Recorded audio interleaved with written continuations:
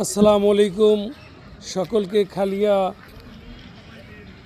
Gold cup football tournament 2025 এবং legend cricket match কমিটির পক্ষ থেকে অভিনন্দন জানাচ্ছি। আগামীকাল সকাল 9টা 30 সময় খালিয়া লিজেন্ড ক্রিকেট ম্যাচ অনুষ্ঠিত হবে এবং বিকেল 3টা 30 সময় Khalia gold cup football tournament 2025-এর পঞ্চম ম্যাচটি অনুষ্ঠিত হবে।